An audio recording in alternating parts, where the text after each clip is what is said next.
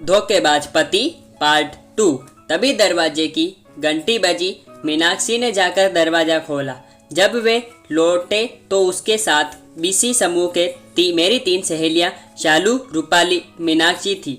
ये तीनों बहुत बातूनी हैं। उनके आगमन ने माँ बेटी के बीच वाक्य युद्ध को रोक दिया, लेकिन रूम का आवाज एकदम ज्यादा बढ़ गया। अपनी नई सहेली से सेवा करवा रही हो क्या सोनाली? रूपाली ने आंखें फैलाकर कहा और सभी हंस पड़े। वर्षा, तुम्हारे बारे में बहुत सुना है सोनाली से। सोनाली हमेशा तुम्हारे बारे में बोलती रहती है। देखो, उसके दिल में बैठकर हमें वहां से मत भगाना। शालू ने वर्षा के कंधे पर हाथ रखते हुए कहा। हम अपने नए दोस्ती की नींव को मजबूत करने के लिए गर्मा गर्म समोसे, जलेबी, ढोकला लेकर आए। मनीषा ने इतनी बेपरवाह अंदाज में कहा कि वर्षा को हंसना आया। अपना परिचय देने के बाद तीनों साहस पूर्वक रसोई में घुस गए। आयोडेक्स की को अपनी जगह रखकर हाथ धोकर वर्षा रसोई घर में गए तो उनकी चाय बनकर रेडी थी।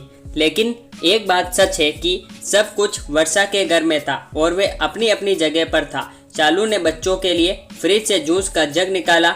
हम सब चाय, समोसे, जलेबी या खा रहे थे, मजे में गपशप कर रहे थे। वर्षा के फ्लैट में ऐसा हंगामा कभी नहीं हुआ होगा।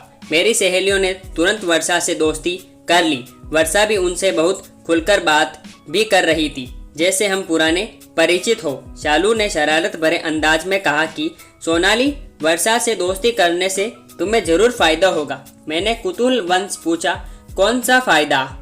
अरे, समर के ऑफिस में होने से वर्षा तुम्हें वहाँ की सारी बातें बराबर बताएगी। मतलब अगर तुम्हारे समर का वहाँ किसी से अफेयर हुआ तो ये तुम्हें तुरंत बता देगी। अरे हाँ, सच में वर्षा, तुम मेरी आंखें बंद कर समर पर ध्यान रखोगी। मैंने बहुत प्यार से वर्षा को कहा। वर्षा ने गाल एकदम गुलाबी हो गए। उसने जवाब दिया, सिर्फ सिर हिला दिया और फिर वे टेबल पर का सामान समेटने लगी। रूम का फैला हुआ सामान निपटाने वाली थी कि तभी मेरे ससुर वहां आ गए। उनके आते ही माहौल बदल गया। मेरे ससुर बहुत स्ट्रिक्ट थे। मेरी सहेलियों ने फटाफट पल्लू दोनों कंधों पर लिया और झुककर उनका आशीर्वाद लिया। सब ऐसे चुप हो गए जैसे उनको बोलना आता ही नहीं हो। बहू घर चलने की स्थिति में हो या एम्बुलेंस बुलाएं? उन्होंने गंभीरता से मुझसे पूछा। चलूंगी पापा, मैं नम्रता से बिस्तर से नीचे उतरी। मैंने डॉक्टर शशि को फोन किया। घर जाते जाते उनको दिखा कर जाएंगे। ठीक है पापा। यहाँ क्यों आई थी? इस वर्षा को मिलने आई थी पापा जी। इसे कभी नहीं देखा, नहीं नई पहचान है क्या? हाँ, ये ना समर के ऑफिस में काम करती है। वर्षा बेटा, तुम अकेली रहती हो या क्या यहाँ? नहीं अंकल, माँ के साथ रहती हूँ। वर्षा पापा की आवाज़ से ही डरने लगी। चलो अच्छा है, नहीं तो हम हैं ना तुम्हारे साथ। कभी भी मदद की आवश्यकता हो तो हमें बताना, पापा बोले। फिर हमारे तरफ मुड़कर बोले, अब चलें? पापा निकले, वैसे हम भी उनके पीछे पीछे गए। घर से निकलते समय मेरी सास वर्षा को बोली, वर्षा बेटा, अब जल्दी तुम्हारी शादी का आमंत्रण हमारे हाथों में देना।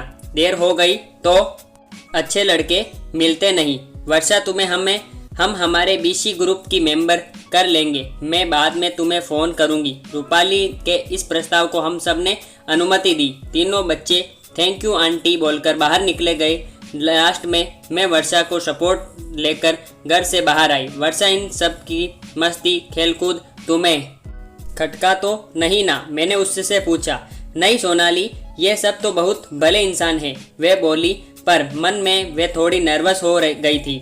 तो मैं कहती हूँ वर्षा, ये सचमुच भले इंसान हैं और सच कहें तो मुझे इनका ही आधार है। इनकी वजह से खुद को सुरक्षित समझती हूँ। हमेशा मेरी मदद करते हैं। मेरी गृहस्थी को कोई बुरी नज़र से देख भी नहीं सकता, क्योंकि इनसे झगड़ा करना, इनको चैलेंज करना आसान बात नहीं है। ऐसे इंसान नसीब से मिलते हैं। खुद को सुरक्षित महसूस होना ये बहुत बड़ी बात होती है। वर्षा ने गर्दन हिलाई। संभाल कर जाना, वर्षा ने कहा।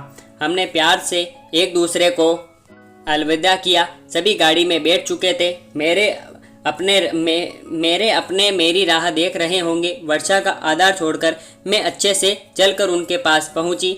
मेरी कमर में मोच आई ही नहीं थी। सब कुछ तय किए मुताबिक प्लान किया था। मैंने 2 उंगलियों V4 विक्ट्री की निशानी करते हुए ही सबके चेहरे पर खुशी आ गई।